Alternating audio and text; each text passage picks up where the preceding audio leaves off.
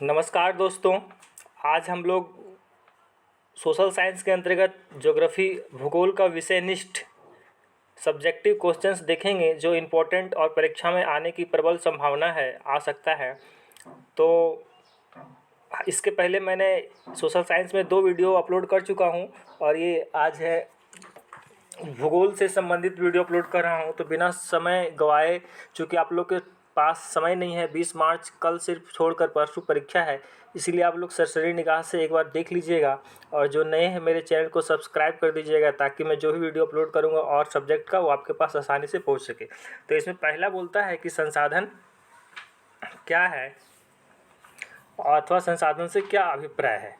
तो पर्यावरण में उपलब्ध प्रत्येक वस्तु जो हमारी आवश्यकताओं को पूरा करने प्रयुक्त की जा सकती है और जिसको बनाने के लिए प्रौद्योगिकी उपलब्ध है, जो आर्थिक रूप से संभव और सांस्कृतिक रूप से मायने संसाधन कहलाती है। संसाधन 2 प्रकार के होते हैं, प्राकृतिक संसाधन और मानव संसाधन। जो प्रकृति द्वारा प्रदत्त है उसको हम लोग प्राकृतिक संसाधन कहते हैं। जैसे देखिए यहाँ वन, भूमि, जल, वनस्पति, खनिज आदि प्राकृतिक संसाधन के रूप में जाने जाते हैं। इन संसाधनों को प्रयोग में लाने के लिए प्रौद्योगिकी तथा तकनीक एवं मानवीय कौशलों की आवश्यकता होती है। इसके बाद उत्पत्ति के आधार पर संसाधनों के प्रकार उदाहरण सहित समझाइए। देखिए आप लोग ये दोनों एक क्वेश्चन जरूर आएगा, 1 नंबर का या 2 नंबर का या 3 नंबर का, कि उत्पत्ति के आधार पर संसाधन कौन कौन से हैं और समाप्यता के आधार पर संसाधन कौन कौन है। तो यहाँ देखिए उत्पत्ति के आधार पर जो है, उत्पत्ति के आधार पर संसाधन जैव संसाधन जिनकी प्राप्ति जीवमंडल से होती है, जैसे मनुष्य, वनस्पति आदि, और अजैव संसाधन जो निर्जीव वस्तुओं से बने, जैसे चट्टान और धातुएं। जैव संसाधन क्या होते हैं और कुछ उदाहरण दीजिए। तो जैव संसाधन वैसे संसाधन जिनकी प्राप्ति जैवमंडल से होती है, जिनमें जीवन व्याप्त होता है, जैसे मानव, वनस्पति, पशुधन, मत्स्य इत्यादि। अजैव संसाधन क्या होते हैं, कुछ उदाहरण दीजिए। तो अजैव संसाधन वैसे संसाधन जो निर्जीव होता है, जिसमें जान नहीं होता है, अजैव संसाधन कहलाते हैं, जैसे भूमि, पहाड़, नदियाँ, खनिज आदि। अब देखिए आ गया समाप्यता के आधार पर संसाधनों का वर्गीकरण, उदाहरण दीजिए। नवीकरणीय और अनवीकरणीय या गैर नवीकरणीय। समाप्यता के आधार पर नवीकरणीय संसाधन जिन्हें पुनः नवीकृत किया जा सकता है, मतलब एक बार हम लोग प्रयोग करेंगे तो दोबारा वह बन जाता है, वही नवीकरणीय संसाधन कहलाता है। जैसे जल, ये हम लोग जल को एक बार नदी से निकालेंगे तो वो खत्म नहीं होता है, फिर से जल पुनः हमें प्राप्त हो जाती है। पवन, ऊर्जा और नवीकरणीय संसाधन जिन्हें बनाने में लाखों वर्ष, बनने में लाखों वर्ष लग जाते हैं, जिन्हें अनवीकरणीय संसाधन कहते हैं, जैसे जीवाश्म ईंधन, धातुएं आदि। नवीकरणीय संसाधन क्या होते हैं, अनवीकरणीय संसाधन क्या होते हैं, इसे हम लोग देख लिए हैं। अब देखिए नवीकरणीय तथा गैर नवीकरणीय संसाधन का एक एक उदाहरण दे। ये सब 1 नंबर का प्रश्न है, देख लीजिएगा आप लोग। नवीकरणीय संसाधन यानी कि जो पुनः पूर्ति बन जाता है, जैसे जल, पेड़ पौधे, वायु। और गैर नवीकरणीय संसाधन जो एक बार प्रयोग करने के बाद उसको दोबारा बनने में लाखों वर्ष लग जाते हैं, जैसे कोयला, पेट्रोलियम आदि। अब लौह अयस्क किस प्रकार का संसाधन है, तो लौह अयस्क अनवीकरणीय संसाधन है। ज्वारीय ऊर्जा किस प्रकार का संसाधन है, तो ज्वारीय ऊर्जा नवीकरणीय संसाधन है। स्वामित्व के आधार पर संसाधनों को किन वर्गों में विभाजित किया गया है, व्यक्तिगत संसाधन, सामुदायिक संसाधन, राष्ट्रीय संसाधन और अंतर्राष्ट्रीय संसाधन। मानव निर्मित संसाधन के 4 उदाहरण देते हम लोग, जैसे कि बांध, मशीन, उद्योग, मकान। हम लोग जो डैम बनाते हैं उससे, वो भी तो संसाधन है, उससे बहुत सारा काम होता है, जैसे बिजली उत्पादन, सिंचाई, पर्यटन, मत्स्य पालन आदि। तो इसको मनुष्य ने बनाया, इसलिए मानव संसाधन में होंगे, मशीन, उद्योग, मकान आदि। सतत पोषणीय विकास से क्या अभिप्राय है, सतत पोषणीय विकास, आर्थिक विकास का अर्थ है कि विकास पर्यावरण को बिना नुकसान पहुँचाए और वर्तमान विकास की प्रक्रिया भविष्य की पीढ़ियों की आवश्यकता को अवहेलना ना करे, इसी को हम लोग सतत पोषणीय विकास कहते हैं। अब देखिए इसमें 1 नंबर का प्रश्न भी पकड़ाएगा। प्रथम अंतर्राष्ट्रीय पृथ्वी सम्मेलन कब और कहाँ हुआ था, तो हम लोग जानते हैं कि जून 1992 में हुआ था, ब्राज़ील के शहर रियो डी जेनेरियो में। अब बोलता है कि रियो डी जेनेरियो में जो पृथ्वी सम्मेलन 1992 हुआ था उसका क्या उद्देश्य था, तो इसमें विश्व में पर्यावरण संरक्षण और सामाजिक आर्थिक विकास की समस्याओं के हल को ढूंढना था। अब है एजेंडा 21 क्या है, तो रियो डी जेनेरियो सम्मेलन में स्वीकृत एजेंडा 21 का उद्देश्य भूमंडलीय सतत पोषकीय विकास प्राप्त करना है। अब देखिए इसमें से बहुत क्वेश्चन 1 नंबर का पहुंचाएगा, जो पकड़ाएगा, जो मॉडल सेट आप लोग को पिछले बार पूछा था कि पूछेगा कि पूरे विश्व में मैदान कितना प्रतिशत है, तो मैदान जो है वह 43% है। कितना है, 43%। इसके बाद अगर पूछे कि पर्वत कितना प्रतिशत में है, तो पर्वत जो है वह 30% में, और पठार जो है वह 27% में है। एक प्रश्न ऐसा भी आता है कि इनमें से किनमें से निम्नलिखित खनिज, जीवाश्म ईंधन और वनों का संचय होता है, तो पठार में होता है, 27% में होता है। ठीक है दोस्तों, भारत के 3 राज्यों के नाम बताइए जहां खनिजों और कोयले के प्रचुर भंडार है, तो क्या हो जाएगा, झारखंड, मध्य प्रदेश और छत्तीसगढ़। इसके बाद किस राज्य में जल संसाधन प्रचुर मात्रा में है, तो अरुणाचल प्रदेश में जल संसाधन प्रचुर मात्रा में है, ब्रह्मपुत्र नदी भी वहाँ से निकलती है। किस राज्य में मतलब उधर से प्रवेश करती है, किस राज्य में पवन और सौर ऊर्जा संसाधन अधिक है, राजस्थान में। कौन सा राज्य सांस्कृतिक विरासत का धनी है, तो इसमें हो जाएगा लद्दाख, जम्मू कश्मीर। भारत में पाई जाने वाली मृदाओं का उल्लेख कीजिए। हम लोग जानते हैं जलोढ़ मिट्टी, काली मिट्टी, लाल मिट्टी, पीला मिट्टी और लेटराइट मिट्टी, मरुस्थलीय मृदा, वन मृदा। इसके बाद ये सब इंपॉर्टेंट नहीं लग रहा है। काली मिट्टी किन फसलों के लिए उपयुक्त है, काली मिट्टी जो है सो कपास, तिलहन आदि फसलों के लिए उपयुक्त। भारत में जलोढ़ मृदा किन राज्यों में पाई जाती है, पंजाब, हरियाणा, उत्तर प्रदेश, बिहार, बंगाल, छत्तीसगढ़, तटवर्ती, यानी कि जहाँ जहाँ से उत्तरी मैदान है वहाँ पे। पुराना जो आयु के आधार पर जलोढ़ मिट्टी कितने प्रकार की होती है, 2। पुराना जलोढ़ मिट्टी जिसे बांगर कहा जाता है और नई जलोढ़ मिट्टी को खादर कहा जाता है। ठीक है दोस्तों, पुराना जलोढ़ मिट्टी को बांगर और नया जलोढ़ मिट्टी को खादर, ये सब देख लीजिएगा। अब है कि भारत में लेटेराइट मिट्टी किन राज्यों में पाई जाती है, कर्नाटक, तमिलनाडु, केरल, मध्य प्रदेश और उड़ीसा, असम के पहाड़ी क्षेत्रों में। भारत में मरुस्थलीय मिट्टी किन राज्यों में पाई जाती है, तो मरुस्थल कहाँ पाया जाता है, राजस्थान में, तो इसका सही उत्तर हो जाएगा राजस्थान। अब है मृदा अपरदन क्या होता है, मृदा के कटाव और उसके बहाव की प्रक्रिया को मृदा अपरदन कहा जाता है। पंजाब में भूमि निम्नीकरण का मुख्य कारण क्या है, ये देखिए पिछले बार प्रश्न पूछा था परीक्षा में आप लोगों का 2022 का ऑब्जेक्टिव क्वेश्चन में और मॉडल सेट में भी यह आया है कि पंजाब में भूमि निम्नीकरण का मुख्य कारण है अत्यधिक सिंचाई। ठीक है, क्या है, अत्यधिक सिंचाई है। भारत के किस राज्य में सीढ़ीदार सोपानी खेती की जाती है, उत्तराखंड में सीढ़ीदार अथवा सोपानी की जाती है, ये भी प्रश्न आया था आपको मॉडल सेट में। भारत में उत्तराखंड में सीढ़ीदार या सोपानी खेती की जाती है। सोपानी कृषि क्या होती है, ढाल वाली भूमि पर सोपान सीढ़ी बनाकर कृषि करने को सोपान कृषि या सीढ़ीदार कृषि कहते हैं, यह अपरदन को नियंत्रित करती है। अब है कि रक्षक मेखला क्या होती था, इसका क्या उद्देश्य होता है, पेड़ों को कतारों में लगाकर रक्षक मेखला बनाई जाती है जो पवनों की गति को कम करती है। रक्षक मेखला भारत के किस क्षेत्र में लाभदायक साबित हुई है, रक्षक मेखला पश्चिमी भारत में रेत के टीलों के अस्थायीकरण में लाभदायक साबित हुई, यानी कि राजस्थान, गुजरात आदि। अब देखिए यहाँ से एक बार फिर रिवाइज कर लीजिए कि संसाधनों के वर्गीकरण के विभिन्न आधार क्या है, तो ये जरूर पूछेगा, एक न एक क्वेश्चन इससे जरूर है। उत्पत्ति के आधार पर संसाधन 2 प्रकार के होते हैं, जैव और अजैव। स्वायत्तता के आधार पर भी संसाधन 2 प्रकार के होते हैं, नवीकरणीय और गैर नवीकरणीय या अनवीकरणीय। स्वामित्व के आधार पर होता है व्यक्तिगत, सामुदायिक, राष्ट्रीय और वैश्विक। विकास के स्तर के आधार पर होता है। ठीक है, अब यहाँ फिर उत्पत्ति के आधार पर संसाधनों को कितने वर्गों में विभाजित किया गया है, तो जैव और अजैव हम लोग पढ़ लिए थे। स्वायत्तता के आधार पर संसाधन को कितने भागों में बांटा गया है, नवीकरणीय तथा गैर नवीकरणीय, ये भी हम लोग पढ़ लिए थे। अब है प्रौद्योगिकी और आर्थिक विकास के कारण संसाधनों का अधिक उपयोग कैसे हुआ है, संसाधनों का संरक्षण क्यों आवश्यक है, कारण दीजिए। संसाधन नियोजन क्या है, संसाधनों के नियोजन की आवश्यकता क्यों है, संसाधन नियोजन का स्तर 3 वर्णन कीजिए, ये भी इंपॉर्टेंट नहीं लग रहा है। भारत में भूमि उपयोग प्रारूप का वर्णन कीजिए, वर्ष 1960-61 में वन के अंतर्गत क्षेत्रों में महत्वपूर्ण वृद्धि नहीं हुई, इसका क्या कारण है, इसको देख लीजिए। बोलता भारत का कुल भौगोलिक क्षेत्रफल 32.8 लाख वर्ग किलोमीटर है। ठीक है दोस्तों, कितना, 32,08,000 किलोमीटर। भारत में लगभग 43% भू क्षेत्र मैदान है, संपूर्ण भूमि के 30% भाग पर पर्वत है और 27% पठारी क्षेत्र है, जो अभी हम लोगों ने ऊपर पढ़ा, इसको जरूर आप लोग याद कर लीजिएगा। 43% मैदान है, पूछेगा भारत का मैदान कितना, भारतीय भूमि का कितना प्रतिशत मैदान है, 43%, और पर्वत है 30% और पठार है 27%। पठारी 43% भू क्षेत्र में चारागाह भूमि 5%, वन भूमि देखिए पूछेगा अगर वन भूमि, तो वन भूमि जो है वह कितना है 23%, तथा 15% बंजर क्षेत्र है। 1960-61 ईस्वी वन के अंतर्गत क्षेत्र में महत्वपूर्ण वृद्धि नहीं होने के कारण निम्नलिखित है, वनों को काटकर कृषि क्षेत्रों का विस्तारीकरण, दूसरा है सड़क मार्ग तथा रेलवे लाइन के निर्माण के लिए वनों की कटाई, और तीसरा है वनों को काटकर औद्योगिक इकाइयों की स्थापना। अब है मृदा अपरदन एवं भूक्षरण से आप क्या समझते हैं, तो मृदा अपरदन, मृदा आवरण का हटना मृदा अपरदन कहलाता है, अपर्दन होता है। मृदा अपर्दन प्रवाहित जल और पवन जैसे प्राकृतिक कारकों तथा पेड़ों की कटाई तथा पशुओं की अति चराई से होता है। भूक्षरण का अर्थ मिट्टी की उर्वरता में कमी होना या भूमि के किसी भाग पर एक ही फसल की खेती करने से हो जाता है। अब प्रश्न है, मृदा अपर्दन के लिए उत्तरदायी कारकों का वर्णन करें। तो इसको आप लोग देख लीजिएगा। देखिए, मृदा अपर्दन किस प्रकार होता है। मानवीय कारक जैसे वनों की कटाई, अति पशुचारण, निर्माण एवं खनन, दोषपूर्ण कृषि पद्धति तथा औद्योगिक प्रक्रियाएं आदि मृदा अपर्दन के लिए मुख्य रूप से उत्तरदायी है। ढाल वाली भूमि पर ऊपर से नीचे की ओर हल चलाने से मिट्टी में अव नलिकाएं बन जाती, जिसके अंदर से बहुत हुआ बहता हुआ पानी आसानी से मिट्टी का कटाव करता है। दूसरा है प्राकृतिक कारक। प्राकृतिक कारकों में पवन, जल तथा हिमनद मुख्य रूप से अपर्दन के कारक हैं। बहता हुआ जल मिट्टी को काटते हुए गहरी अवलयनिकाएं बनाता है, जिसके अंदर से बहता हुआ पानी मिट्टी का कटाव तेजी से करता है। पवन द्वारा मैदानी तथा ढाल वाली भूमि से मिट्टी उड़ाकर ले जाने की प्रक्रिया से मृदा अपर्दन होता है।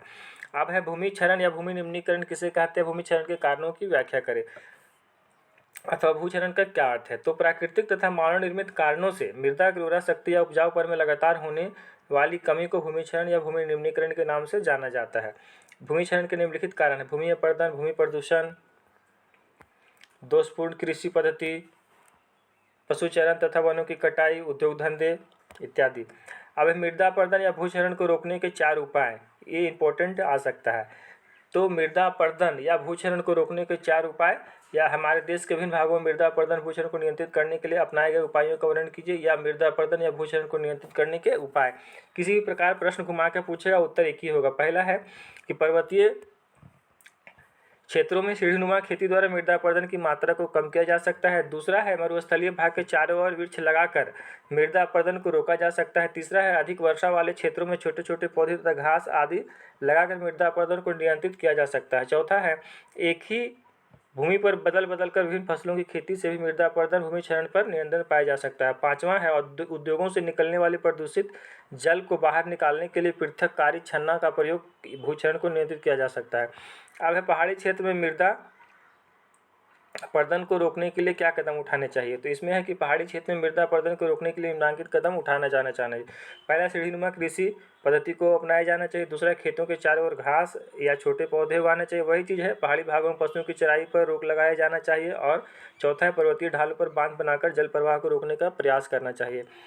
ठीक है दोस्तों, अब है कृषि से संबंधित प्रश्न। इसको इम्पोर्टेंट है, आप लोग देख लीजिएगा, महत्वपूर्ण। ये प्रश्न जो है इसमें से एक प्रश्न आएगा ही आएगा, ये आप लोग दिमाग में सेट कर ले। पूछेगा कि कोई भी एक फसल का नाम बताएं और उसकी उगाए जाने वाली भौगोलिक परिस्थितियों का वर्णन करें। तो इसको आप या कभी कभी कोई भी एक फसल का नाम नहीं पूछता है, सीधे बोल देता है कि चावल की उगाने की भौगोलिक परिस्थितियों का वर्णन करें, गेहूं को उगाने की भौगोलिक परिस्थितियों का वर्णन करें। तो आप इसको रट लीजिए, तो इसमें एक ना एक प्रश्न आपको पकड़ा ही जाएगा। भारत के 3 कृषि ऋतुओं के नाम तथा उन ऋतुओं में उपजाई जाने वाली फसलें। जैसे रबी फसल में क्या क्या आता है, गेहूँ, चना, सरसों, मटर आदि। खरीफ फसल में चावल, कपास, मक्का, मूंगफली आदि। जायद में सब्जियां, खीरा, तरबूज आदि। भारत की प्रमुख फसलों की खेती के लिए उपयुक्त भौगोलिक परिस्थितियां तथा प्रमुख उत्पादक क्षेत्र। अब देखिए, भौगोलिक परिस्थितियां क्या होता है, जैसे फसल का नाम, फसल का प्रकार। ये फसल चावल क्या है, एक चार्ट है समझिए। चावल एक खरीफ फसल के अंतर्गत आता है। इसमें तापमान कितना चाहिए, 25 डिग्री सेल्सियस से अधिक चाहिए, और इसके लिए जलोढ़ मिट्टी उपयुक्त होती है। वर्षा 100 सेंटीमीटर चाहिए। उत्पादक राज्य कौन कौन सा है, पश्चिम बंगाल, आंध्र प्रदेश, पंजाब, उत्तर प्रदेश, छत्तीसगढ़, उड़ीसा, तमिलनाडु, हरियाणा। अब दूसरा है गेहूँ। गेहूँ की किस प्रकार का फसल है, गेहूँ हम लोग जानते हैं रबी फसल है। इसके लिए तापमान 10 डिग्री सेल्सियस चाहिए, 10 डिग्री सेल्सियस से 15 डिग्री सेल्सियस चाहिए। वर्षा चाहिए 50 से 75 सेंटीमीटर। यह पंजाब, हरियाणा, उत्तर प्रदेश, राजस्थान और मध्य प्रदेश, बिहार में पाया जाता, अधिक उत्पादन होता है। मक्का एक खरीफ फसल है। इसके लिए जो तापमान है वह 21 डिग्री सेल्सियस से 27 डिग्री सेल्सियस चाहिए, और इसके लिए मिट्टी जो है सो उथली काली मिट्टी चाहिए। वर्षा 50 से 100 सेंटीमीटर होना चाहिए। यह कर्नाटक, उत्तर प्रदेश, बिहार, आंध्र प्रदेश और मध्य प्रदेश में उपजाया जाता है। अब चाय एक रोपण कृषि है। चाय किस प्रकार का कृषि है, रोपण कृषि है। इसके लिए वर्षा तापमान 20 डिग्री सेल्सियस से 30 डिग्री सेल्सियस चाहिए, और मिट्टी ह्यूमस तथा जीवांश युक्त ढाल भूमि चाहिए, जिसको सीढ़ीदार भी कहते हैं, ढालू भूमि होना चाहिए।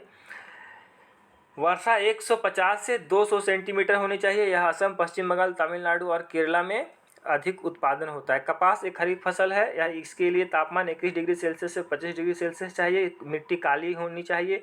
वर्षा 100 सेंटीमीटर होनी चाहिए। महाराष्ट्र, मध्य प्रदेश, गुजरात, आंध्र प्रदेश, कर्नाटक, तमिलनाडु, पंजाब, हरियाणा में पाया जाता है। इसके बाद है गन्ना रोपण कृषि है। इसके लिए तापमान 21 डिग्री सेल्सियस से 27 डिग्री सेल्सियस चाहिए। मिट्टी जलोढ़ और काली मिट्टी होनी चाहिए। वर्षा 75 से 100 सेंटीमीटर होना चाहिए। उत्तर प्रदेश, महाराष्ट्र, कर्नाटक, तमिलनाडु, आंध्र प्रदेश में उत्पादन होता है। रबड़, तो रबड़ जो है वह एक प्रकार रोपण कृषि है। एक नंबर का प्रश्न पूछेगा कि रबड़ किस प्रकार का कृषि है, तो रोपण कृषि लिख दीजिएगा। इसके लिए तापमान 25 डिग्री सेल्सियस से 35 डिग्री सेल्सियस होना चाहिए। मिट्टी जो है सो वह हुमस तथा जीवांश युक्त मिट्टी होनी चाहिए। वर्षा 200 सेंटीमीटर होने चाहिए। और यह केरल, तमिलनाडु, कर्नाटक, अंडमान निकोबार, मेघालय में पाया जाता है। ठीक है दोस्तों, तो इस प्रकार से ये चार्ट है। इस चार्ट को आप लोग जरूर देख लीजिएगा। देखिए इसमें आप लोग इसको एक बार फिर से देख लीजिए। चावल, गेहूँ, मक्का, चाय, कपास, गन्ना, रबर, इसमें से कोई एक फसल के बारे में उपयुक्त भौगोलिक परिस्थितियों का, इस फसलों की खेती के लिए उपयुक्त भौगोलिक परिस्थितियों का वर्णन करें। इस प्रकार से प्रश्न पूछेगा। ठीक है दोस्तों, अब इसमें से हम लोग देखते हैं कि भारत में झूम खेती के लिए किए जाने वाले 4 राज्यों के नाम लिखें। तो भारत में झूम खेती उत्तर पूर्वी राज्यों जैसे असम, अरुणाचल प्रदेश, नागालैंड, मणिपुर में की जाती है। इस प्रकार की खेती को छत्तीसगढ़, अंडमान निकोबार में दीपा कहा जाता है। झारखंड में कुरुआ कहा जाता है। अब है वाणिज्यिक कृषि के मुख्य लक्षण बताइए। तो वाणिज्यिक कृषि के मुख्य लक्षण आधुनिक निवेशों जैसे अधिक पैदावार देने वाले बीजों, रासायनिक उर्वरकों और कीटनाशकों के प्रयोग से अधिक पैदावार प्राप्त करना है। रोपण कृषि क्या होती है, उदाहरण दीजिए। तो रोपण कृषि जो है, इस कृषि में लंबे चौड़े क्षेत्र में एकल फसल बोई जाती है, जैसे चाय, गन्ना, कॉफ़ी, रबड़, केला आदि। दक्षिण भारत में ज़्यादा होता है ना। अब है किन राज्यों में चाय और कॉफ़ी मुख्य रोपण फसलें हैं। तो कर्नाटक, अभी मैंने बोला दक्षिण भारत, तो कर्नाटक में कॉफ़ी और असम व उत्तरी बंगाल में चाय मुख्य रोपण फसलें हैं। रोपण कृषि में उत्पादन किस उद्देश्य से होता है, विक्रय व वाणिज्यिक कृषि के लिए किया जाता है ना। वाणिज्यिक मतलब एक विशाल भूमि क्षेत्र में ये सब लगाया जाता है। भारत में कितनी शस्य ऋतुएं हैं, उनके नाम का उल्लेख कीजिए। तो भारत में 3 शस्य ऋतुएं हैं, रबी, खरीफ और जायद। तो आप देखिए भारत के 3 कृषि ऋतुओं के नाम तथा उन ऋतुओं में उपजाई जाने वाली फसलें। तो हम लोग जानते हैं कि रबी में क्या होता है, गेहूँ, चना, सरसों, मटर आदि। खरीफ में चावल, कपास, मक्का, मूंगफली और जायद में सब्जियां, खीरा, तरबूज आदि। खरीफ फसल किसे कहते हैं, भारत में मानसून के आगमन के समय बोई जाने वाली फसलों को खरीफ फसल कहते हैं। उदाहरण चावल, कपास, मक्का, मूंगफली आदि। इसी प्रकार रबी फसल गेहूँ, जौ, मटर, चना और सरसों, जो कि शीत ऋतु से अक्टूबर से दिसंबर के मध्य बोया जाता है। ग्रीष्म ऋतु में अप्रैल से जून के मध्य काटा जाता है। खरीफ फसलों की बुआई और कटाई का समय क्या है, जायद ऋतु फसलें क्या होती है। तो रबी और खरीफ फसल ऋतुओं के बीच ग्रीष्म ऋतु में बोई जाने वाली फसलों को जायद कहा जाता है। जायद ऋतु मुख्यतः तरबूज, खरबूज, खीरे, सब्जियों और चारे की फसलों की उगाई की। जैसे अभी देखिए हम लोग तरबूज का सीजन आ गया है। भारत में 3 प्रमुख रबी फसलों के नाम लिखे। तो भारत में 3 प्रमुख रबी फसलें क्या है, गेहूँ, जौ और चना। भारत की 3 नकदी फसल में क्या होता है, जिसको हम लोग रोपण या वाणिज्यिक कृषि कहते हैं, गन्ना, तंबाकू और रबर। भारत में उपजाए जाने वाले किन्हीं 4 रोपण फसलों के नाम लिखे। तो 4 रोपण फसलें क्या हो जाएगा, चाय, कॉफ़ी, गन्ना, केला और रबर। भारत की 2 प्रमुख रेशेदार फसलें कौन सी है, प्रत्येक फसल के उत्पादक राज्यों के नाम बताइए। अर्थात भारत के 2 प्रमुख जूट उत्पादक राज्य। तो जूट और रेशम ये क्या है, 2 रेशेदार फसल है, जो कि ये पश्चिम बंगाल और कर्नाटक। जूट जो होता है, जूट मुख्य रूप से पश्चिम बंगाल में होता है और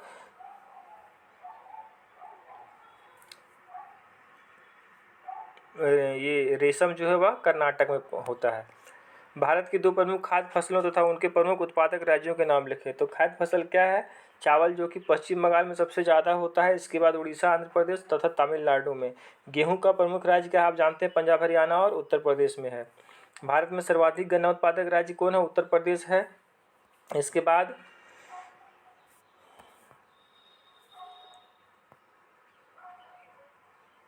उन राज्यों के नाम लिखे जहाँ हरित क्रांति हुई थी। तो हरित क्रांति सबसे पहले पंजाब, हरियाणा में हुई थी, है ना। भारत की 2 प्रमुख पेय फसलें कौन सा है, चाय और कॉफ़ी।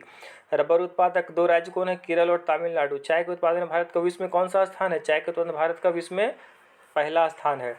विश्व में चावल के उत्पादन में भारत की स्थिति क्या है? भारत चीन के पश्चात दूसरा सबसे बड़ा चावल उत्पादक है, यानी कि पूरे विश्व में चावल का प्रथम उत्पादन चीन है, प्रथम उत्पादक देश चीन और दूसरा भारत है। भारत में गेहूं उगाने वाले दो प्रमुख क्षेत्र कौन से हैं? पश्चिम में गंगा सतलज का मैदान और दक्कन का काली मिट्टी वाली प्रदेश। भारत में उगाए जाने वाले मुख्य मोटे अनाज कौन से हैं? ज्वार, बाजरा और रागी। भारत में दालों के प्रमुख उत्पादक राज्य कौन से हैं? मध्य प्रदेश, उत्तर प्रदेश, राजस्थान, महाराष्ट्र और कर्नाटक।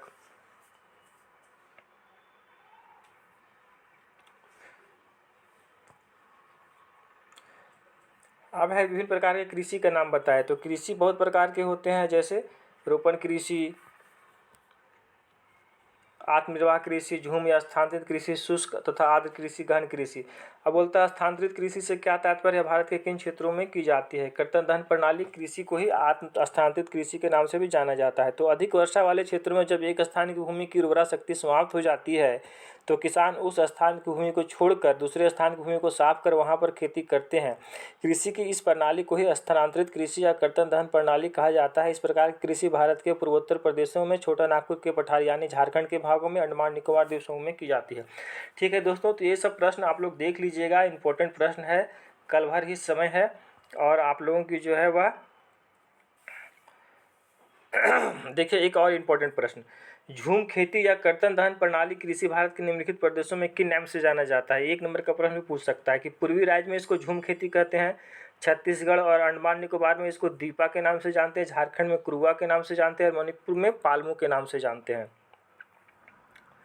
अब है गहन कृषि की विशेषताएं बताइए। गहन कृषि क्या है? तो गहन कृषि की विशेषताएं, जैसे पहला है गहन कृषि में एक ही भूमि पर कई फसलों का उत्पादन किया जाता है। गहन कृषि में मुख्य रूप से खाद्यान्नों का उत्पादन किया जाता है। गहन कृषि पारंपरिक ढंग से की जाती है या घनी आबादी वाले उन क्षेत्रों में की जाती है जहाँ नई भूमि उपलब्ध नहीं होती है। गहन कृषि मुख्यतः धान, गेहूँ, मक्का आदि फसलों की खेती होती है।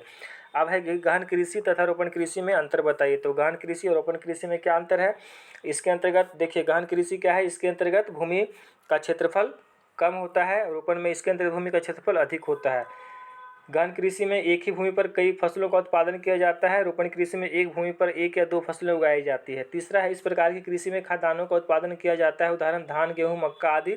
और रोपण कृषि में इस प्रकार की कृषि में व्यापारिक फसलों का उत्पादन किया जाता है, जैसे चाय, कॉफी, रबड़, गन्ना, केला आदि। यह पारंपरिक ढंग से की जाती है, इसकी विशेष तकनीक की आवश्यकता होती है। भारत के चावल की खेती के लिए भौगोलिक परिस्थितियों उत्पादक राज्यों के वर्णन करें। इसको हम लोग देख लिए थे। चावल की खेती के लिए जलोढ़ या डेल्टा मिट्टी उपयुक्त है, 100 सेंटीमीटर वर्षा चाहिए। धान की खेत के करीब 10.25 सेंटीमीटर पानी भरा रहना चाहिए। तापमान 27 डिग्री से 30 डिग्री सेल्सियस होना चाहिए। धान की खेती के लिए पौधे तैयार करना, रोपना व पानी में डूबे खेतों तक पहुंचाने का कार्य मजदूरों की सहायता से कराया जाता है। चावल की खेती ऐसे क्षेत्रों में की जाती है जहां सस्ते दर पर श्रमिकों की उपलब्धता होती है। अब फिर है भारत में गेहूं की खेती के लिए उपयुक्त भौगोलिक परिस्थितियों, हम आप लोगों को ऊपर चार्ट में बताया था। एक पे फसल का नाम बताया था, उसके उगाने के लिए अनुकूल भौगोलिक परिस्थिति, जैसे कि चाय, कॉफी, गन्ना है ना दोस्तों। तो इसको आप लोग देख लीजिएगा, ये इंपॉर्टेंट प्रश्न है। ठीक है दोस्तों, और जो मेरे चैनल्स में नए हैं वो प्लीज़ मेरे चैनल को सब्सक्राइब कर दीजिएगा ताकि आने वाले में आपको आसानी से वीडियो मिल सके। एक प्रश्न इंपॉर्टेंट है, देख लीजिए, न्यूनतम सहायता मूल्य से क्या अभिप्राय है या न्यूनतम सहायता मूल्य से आप क्या समझते हैं? तो न्यूनतम सहायता मूल्य सरकार द्वारा घोषित मूल्य है जिस मूल्य पर सरकार किसानों से अनाज खरीदती है। न्यूनतम सहायता मूल्य किसानों को उनके उत्पाद का उचित मूल्य है, सरकार द्वारा इसे किसानों के हित में लागू किया जाता है। मतलब कि जब कृषि का कार्य होता है उसी समय सरकार एक न्यूनतम सहायता मूल्य लागू कर देती है कि आपको अनाज इस हिसाब से इतना रुपये केजी मैं खरीदूंगा।